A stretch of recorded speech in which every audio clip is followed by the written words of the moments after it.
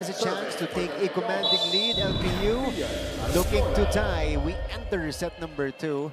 And we'll start with Fian Ariola, who commits the service error as we open the second set. Surprising start para sa Burps. Serving out Error right on the get-go dito sa second set natin. Usually din, setters ang mabangis sa serve. Oo. Diba? Kasi yan lang yung pagkakataon nila umatake. Unless na converted setter na papalo. Galing si Mondoñedo. Estrelier. Oo, tsaka si Nat Estrelier. Oh, joust is won. Parang by mas Laguna. Parang mas una pa yung mas veterano yung sasabihin ko na napapanood ko dati. Sino? Wendy Semana. Ah, okay. Yun yung una ko nakita na gano'n eh. Legend yan. Si Dalawa sila nun eh. Yung kapakatandem niya, short hair na setter-attacker din. Dun sa team nila. Saet. Hindi. Si Different schools eh. I forgot. Mamaya marirecall ko yun. Naalala ko yung number 7 and 12. Silang dalawa yung in the floor. A strong start for LPU. 3-0. And it is Venice Puzon. Ito si Tulang din yung medyo missing link nila this season. Kasi nga, again, it's a very well-coached team. The system is in place. So, pagka yung isa na wala dun sa ecosystem nila, magsasuffer yung mga looks ng iba eh. 4-0 run now. Joan Laguna swings and scores. Look at this. Through 2 defenders. Yan ang laro niyan eh. Yung dalawang draw nila. Yung Laguna at yung Dolorito. Volume attacker na malalakas. Kaya, naintindihan mo rin na kinapos yung pagkatuloy sa dulo. Pero ito, kill block for Tulang and the Pio. Pero I think the point would be credited kay Hart. Si Hart. Timeout. Tangkad. Pero matangkad din yung sinalo niya dun ha. Galing kay Uy.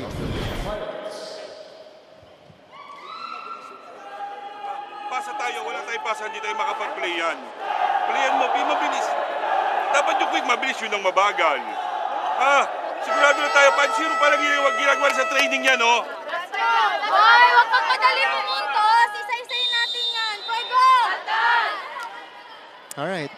Coach Sandy Rieta naghahanap ng mga kasagutan dito sa set 2. Down by 5 after winning set 1. You know, we actually expected them to have the momentum kasi ang ganda nung tapos nila dun sa first set. Parang diesel. Matagal uminit. Yun lang. Mababa. Para dito kay Venice Puzon. And a large reason of that run was, of course, the serving of Venice Puzon. Medyo challenge yung first ball nitong Perpetual. Shai Umipon will begin. Faulty first ball here. They go to Laguna who puts it through. No problem for Joan. Ayan na, volume attack. Yan ang kailangan mo gawin eh.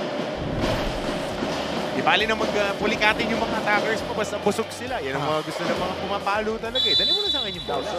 And if you're an attacker, kailangan demonstrative ka rin. No? Sige, palo ka lang ng palo. Eh, kailangan ka pang pilitin ni Coach Crom. Kung atakin mo buong puso, di ba?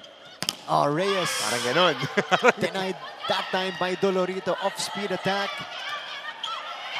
Dolorito approaching. Popped up. Ariola to Uy. Wala pa rin. They choose Dolorito again. Puzon saves it. Tulang. It is returned. But it won't go back to the other side. So that's going to be a point for Perpetua.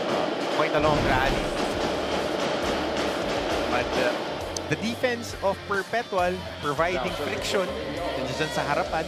And this has been their trademark for the past few seasons that we covered them since the pandemic. Talagang yung net defense naman ng Perpetual won't be providing a lot of kill points, but it would always be there to provide defensive stance. Kaya nakikita natin yung mga backliners din stepping up their game.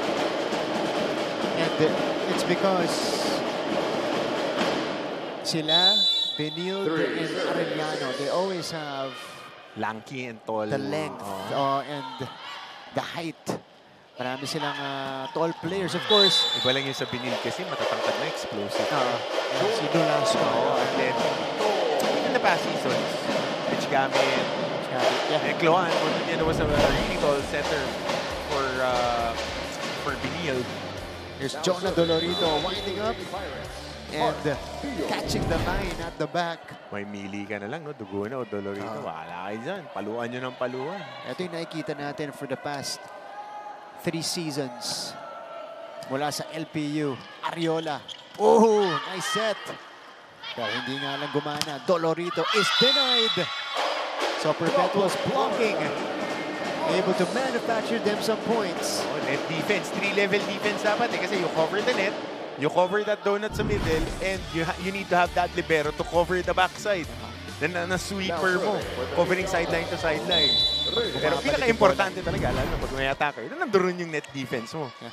Para wala silang, kumbaga straight pocket shot. Yun lang. And that will send us to our technical timeout. On the other side, we'll have a report from Bianca Alejandre. Huwag kang alas.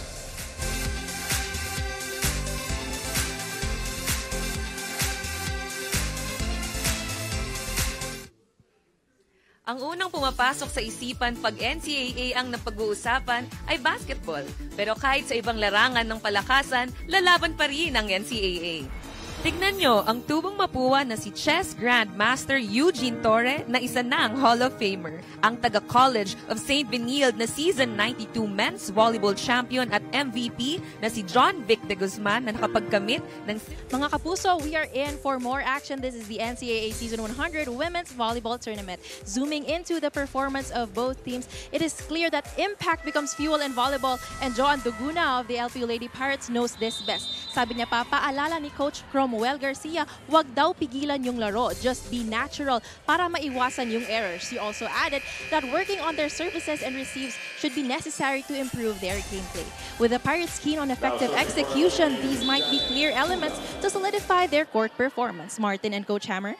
Thank you, Bianca. Well, for LPU, yung mga binanggit mo na yun yung lapses nila this season that they didn't have. Well, they did have, pero na-addressan nila yun towards the end of the year and entering the Final Four, which is why it's puzzling that they're having all of these problems here. At least it happened in the first round for them. Okay na yan, madaling clean up. Madaling i-clean up. Siguro tayo mas maaga nagsimula yung volleyball season natin this year. Kasi double round. Yeah. So, a little bit shorter preparation time para sa kanila. And kasi when it comes to si Winnie Bedanya again going for that running hit, it takes time. It takes time. Yeah. And well, sasabihin ko rin, that's always been the system of Coach Crom. So I think fine-tuning talaga. At kailangan din ang maalala yung mga ginagawa nila dati. Talking about LPU as Dolorito scores on this attack. Every season, different, parang different chapter of a book. Para sa bawat team, a different volume of the same story. Ganun yan eh. So, nagva-vary din yung mga challenges. Ito, ngayon, baka ang challenge. Yan, yan, challenge. Winnie Bedanya! Alam mo na, no, saan nanggagaling yung mga attacks niya, tsaka ano yung tina-target niya. Past few attacks, it's either zone 4 or zone 5. Or pag nakakakuha siya ng magandang buwelo dun sa donut, talagang pinapaluan niya. And pag nandoon, baon yung palo niya. Pero dito, sinimplihan lang ni Hiro Osada. But Winnie Bedanya, I'm very impressed with Winnie because, you know, it's rare to see that middle blockers are the team's leading scorer. Exactly. Diba? And she is for Perpetual. Given na marami rin silang talented hitters. And siya umipon taking that backseat as volume attacker. Ito pa. What a drop from Uy. That's reading before attempting. Natutunan kong term. RCE. Recognize, communicate, execute. So yung mga ganyan, lalo sa volleyball yung mga ganon, yung mga open spots, ang nakakakita kasi yung mga kakampi mo eh. Mas nasa scan nila. Oo. Ariola to Omipon. Bantay sarado si Shai. Isa pa. Omipon this time. scores. And that middle part of that defense has been a challenge, to say the least, throughout the first round and on the start of the second round campaign nitong LPU.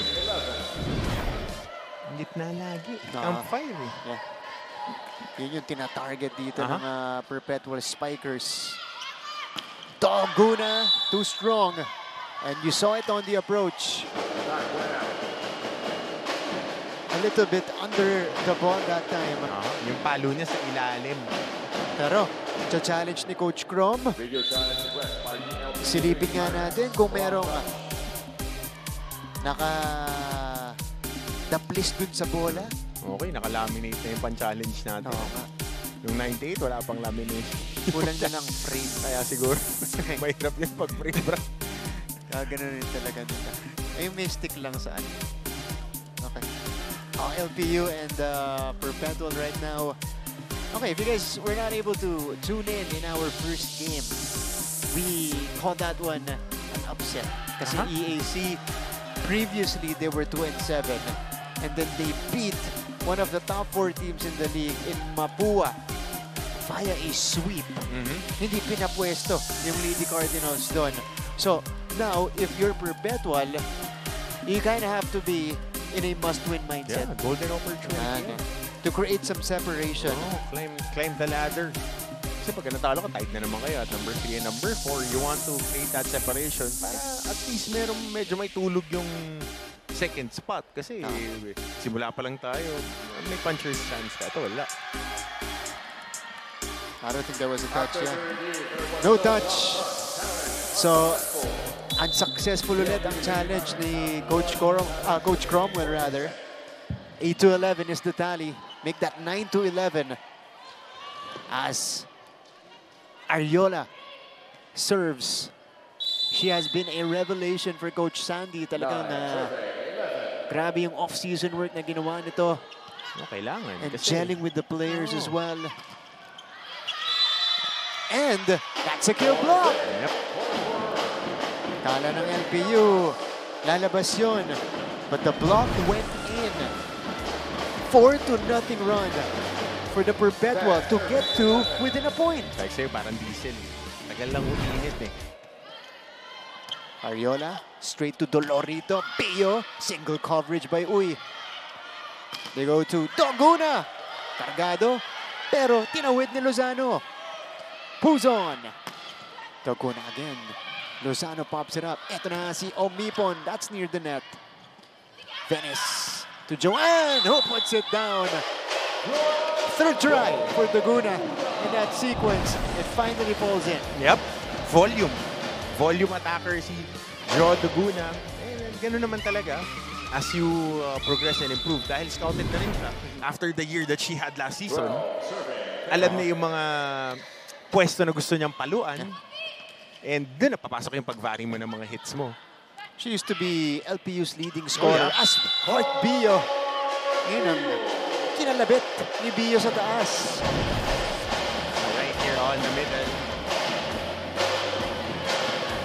So, a little beach volleyball action. Mga dump. Ganun. 2 quick points for LPU in response to that 4-0 run. Oh, Shai Omipon. Ganda ng patong na yun. Sa gitna. Dahil nga activated na yung mga middle blockers mo, ngayon, pwede ka nang kumombi sa gitna. Magandang patong. Keep the defense on their toes. Kasi hindi naman ganun kakargado yung net defense din talaga ng kupunan ng LPU. Mas kumakarga nga sila sa floor defense nila. Kaya medyo nung naging challenging yung floor defense para sa kanila, hindi sila makapag-fabricate ng mga magagandang looks ngayon para sa mga attackers nila. Tignan natin to. Ibibigay ang puntos sa LPU and Perpetual is contesting it. Away from the net nga, malayo yung goal lang, tinamaan one. Oo. Hindi naman po niya intentional na gano'n. Panuwalan mo ako, malayo sa net. Kaya nga tinamaan ng 1, 2, 3, 4. Panuwalan mo. This is Shai Omipon talking to our first referee. That's Jetro Neil Paredes. So, it stands. That's an error on Perpetual. Hindi naman galit. Oo. Nagpapaliwanag. Paliwanag lang. Papaliwanag. Okay. So, official tally is 14-11. Maliwanag. Kalma lang. Kalma lang. But, Basta yung boses. but you understand the frustration of Oo. Shai. Nanghihinayang siya dun sa puntos as Free ball. LPU gives up the freebie here. Middle attack. That's Uy! Scoring on the quick. Yun yung gusto mo naman. If you're getting a free ball, you want to get quicker on the attack. Komportable. Yun yung sinasabi ko nga na pag wala si Heartbeat or naka-challenge siya sa isang palo, hindi ganun kadiin yung net defense ng LPU. Komportable yung nakakapalo yung gitna at nadadala nila yung bola. And comparatively, solid yung net defense dito ng Perpetual. Ariola to Winnie Bedanya. It goes out. So LPU again recovering quickly. 15-12. Heartbeat will start. 15 serving 12. Tallest player on LPU's lineup at around 5'10", second-year player ni Coach Crom. Ariola, underhand setup for Reyes. Overcooks it, so we will reach our first or second technical timeout here in the second frame with the Lady Pirates ahead by 4.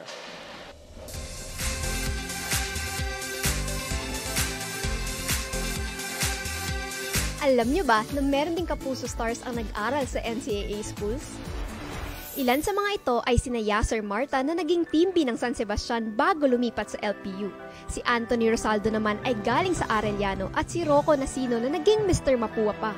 Mga Perpetualites naman sina Kailin Alcantara at Shaira Diaz, habang tubong St. Benilde sina El Villanueva at David Licauco. Proud Bedans naman sina Sofia Ceneron. Back to the coverage. Okay. NCAA Centennial Fun Run is happening on Sunday, April 27. Iba-ibang distansya po available dyan. We have 3K, 5K, 10K. If you want to run along Rojas Boulevard. Ayan po, race kit is available at the sports office of the NCAA school. So if you want to join, syempre, uso na. Ngayon yan, running era nga eh. Di ba sabi nila, running era? You're the face of the NCAA running era. You're the face, Marts. I just run. Oo. Okay. Yan, sali po If kayo. it's more than 100 yards, I'm not part of, I'm not joining. Ayaw ni Coach eh, kahit 1K. Na 3K minimum. Oo, 3K minimum eh.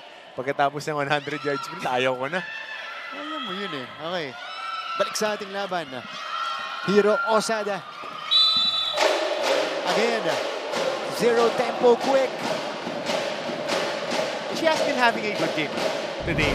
Yung mga nabibigay sa kanyang bola right on her grasp and sakto yung timing niya sa mga palo. That's the fourth one, if I'm not mistaken, na solid hit. Wala pa dun yung dalawang hulog na nakuha niya na palo, yung off speed. So, ganda nilalaro niya ngayon. Might be one of her best games this season. Yeah. Percentage-wise. Off speed. Speaking of, Reyes with the smarts in that sequence. Alam mo, impressive tong Reyes, itong si Pauline Reyes. The way that she attacks, parang, you hate to compare with one of the MVPs ng NC. Pero yung rule kasi ni Dapol parang ganun eh. Pero ito, parang mas bata na atake lang ng atake. Yeah. Wala pang variation. Kita mo lahat ng palo niya, puro kargado. Lagi kang pagkakaliwete talaga. Suwabe. Suwabe. Ang iba yung diskarte, lalo na kapag ka-talented yung spiker. Right, pero no, yung mga left-handed attackers talaga, I mean, there's a distinct advantage. Menor, popped up by Guzman. Dolorito through the double block. 19-13 lead for LPU. Basta dalhin mo lang doon sa Duguna at Dolorito. Bigyan mo na ng magandang bola. Kahit ma-blanket yan ng 2-3 beses, hindi hihinto yan. Coach Sandy, tumawag ulit ng timeout. Gusto nyo kayo masusunod yan, pinapractice naman natin yan. O ano nangyayari nyo, error? Paulit-ulit na lang tayo eh. Simple lang naman yun, no? Simple lang yung pattern, yung question nyo dyan. Try, say natin.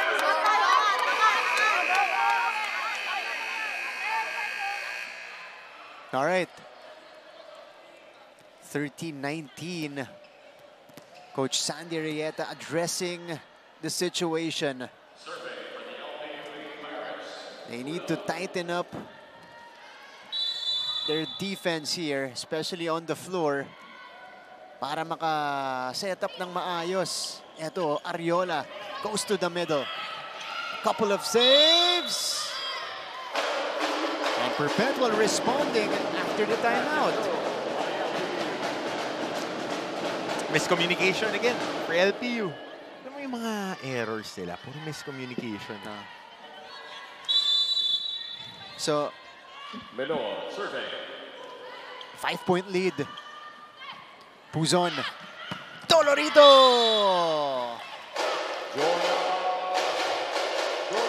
Kapag ikaw yung setter, mamimili ka lang talaga. Pag wala kang quick para kay Tulang Osada at saka Pio, dali mo lang ng dali dun sa dalawa mong attacker. Basta yung spot na kaya nilang pumalo, kahit dispalinghado yung katawan, papalo at papalo eh. Lalim nun. Oo. Dispalinghado. Yan. Oh. Kasi napunta kasi ako sa paltok ng isang araw eh. Nakausap ko yung mga tropa kong tambay eh. This is Omipon. Yun lang. To be fair, ngayon ko lang narinig yan. Dispalinghado. Siya yung Omipon, delivering the goods. Gagamitin natin yung more common term. Awkward. Awkward. Ooh! Yeah, good timing. Ito yung palit. 15-20, Winnie Bedanya. That's a good serve. Joan Doguna off the block. Punat ng palo. Rinig na rinig natin. And she's one of the best pagdating dun sa pa-check out. Di ba? And that's been on her arsenal since her freshman year. Yeah. Yung papalo, tas ang angguluhan lang niya ng konting-konti para diretso sa outside. Saka malakas yung palo niya na may angulo. Puzon. Oh, Hart tips it over. Omipon winding up and putting it down. That's great recovery from the Perpetual Lady Altas. So balikan natin, Marta. Pag pinatake yung Pio, tapos she's shuffling her feet and then you want to go on a quick attack, nahihirapan siya, which is understandable dahil pumalo ka, sabay gagalaw ka side to side. And then challenge us, ikaw lang yung tall player right in front. So medyo mga open looks talaga yung mabibigay mo. Yun lang. Lagi nadadali ang LPU dun sa mga drop ball ng Perpetual. It's Reyes with a soft touch. Coach Crom.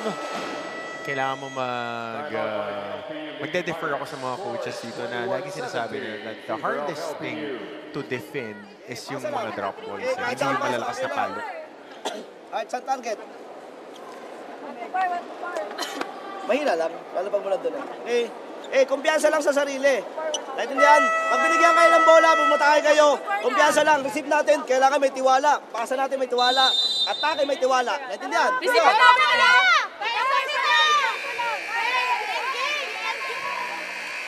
It wasn't a tactical instruction. More on the emotions of the players. Kapag umatake ka, binigay sa'yo, atake mo dapat buong buo. May kumpiyansa. Dansa lang. Arriola, serving. So, Arriola serving there. Doguna. Chance ball here.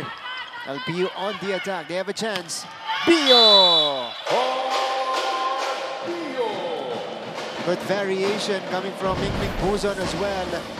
Went for the wing attackers initially and then nung nabantayan na, pinigay na kay Hart Bio. Kasi lalambot din yung net defense. I mean, they've been solid. They've been challenging the open attackers. Pero yun nga, yung variation and the percentages na ilalagay mo yung bola sa mga attackers mo. Doguna! Popped up by Andal. Off speed will not work for Shai. Tulang! Bumalik! Not over. Yeah, that wasn't over. Teka, magcha-challenge ba dito? Magcha-challenge ang LPU. They'll contest this. We'll see if there was a touch. Pang-apat na ba nila na challenge? Pang-apat na challenge. So, silipin natin. Kung dun sa attempt, may nakakuhang player. Ano music? Hindi naka-up sa PA. Hindi, inaayos yung microphone natin. Sobrang lakas ng palo. Muntik malaglag eh. It's been a competitive game so far. And this is what we're used to when we're seeing LPU. Sanay tayo. Yan. Nare-requestan pala to. Ito mga ano natin. Paki-focus nga yung staff natin doon, ha? Yun yung naka-NCAA na t-shirt. Gumigiling-giling si Sir na, nakasombrero pa. Ayan, o. Yan ang dapat mapakita eh. Kasi kakrap niya si send ko sa kanya yan pag nag-post siya ng mga nagbubuhat siya. But, yeah, block touch yung challenge natin. Kasi, karaniwan doon, kapag ang tawag na not over, automatic na yan sa coaching staff na i-challenge nila kasi there's a big chance na may tamama sa kamay na kaya bumalik ang bola. Yan. So, 22-17. This is how we stay warm through music. Okay. But Perpetual, again, this is why they are a 7-2 team. Ayan. Kaya yung mga... Meron. May contact. Yeah. Yan yung mga pang-U-scoop na video eh. Yung mga sumasayaw sila rito sa Zaltega. Pang-U-scoop. Di ba? Para ano yung ginagawa nila pagka may mga dead ball. So, a successful challenge for LPU. So, it'll just be a replay of the point. Serving for the LPU Lady Pirates, Venice Puzon. 22-17, Venice Puzon. Two-time NCAA best setter. Reyes. Diba? Pag pumalo yung Reyes. Pero si Heart Bio, again, scoring from the middle. LPU is only 2 points away from tying the match. Busog yung mga middle blockers ngayon. Tombillo at saka si Osada. Kasi kumagat nga yung atake nila from the outside eh. To start off this second set, yung percentages ni Dolorito from the first set, good combination attack there, masyado lang mahaba. But going back, yung percentages ng attack ni Joe Dolorito, the Joes. Tulong si Joe Daguna at saka si Jonah Dolorito. Maganda eh. So ngayon, on their toes din yung net defense. Kaya yung malilinis na palo ni Dio, minsan wala nang nakakahabol na challenge. Dahil they're so preoccupied with the swing attackers.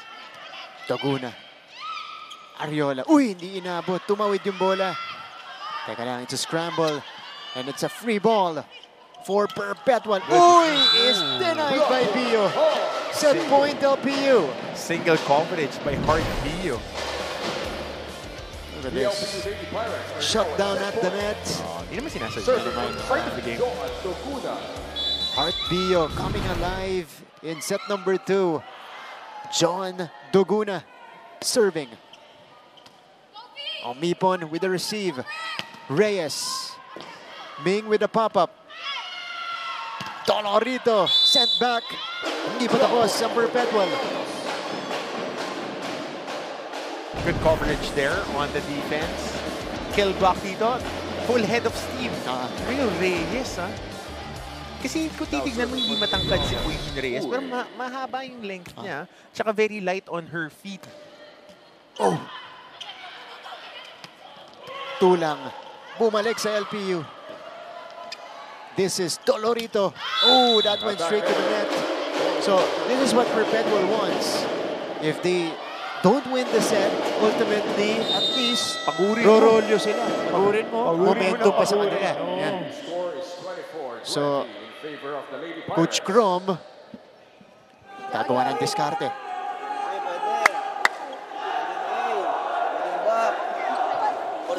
palutangin mo lang sa kanya dito, ha? Walang gigil, ha? Walang gigil. Porsyento. Pag binigyan ka, drop dito, meron. Pag binigyan mo ito, drop dito, meron. Okay? Taas kamay lang. Okay. Naghahanap ng panapos ang LPU. A point away from tying the match. One apiece. This is Taiserlin Joyce Uy at the service line. 5'10". Venice Puzon. Lefty attack. Wala kay Dolorito. So, 3 straight points for Perpetual. Ito na patayo na si Coach Crom doon sa gilid. Percentages. Yeah. Yun yung sinasabi ni Coach Crom of the timeout. Dalhin mo lang kung doon sino dapat pumalo. No, Jaja lang. Yeah. Again, it's the middles making a difference for LPU. Dito, nagmistulang gitna si Jaja Tulang. Catching the blockers off guard. So, we're all tied up. One set apiece. Dito po sa ating laban ng Perpetual at LPU. Magbabalik po kami.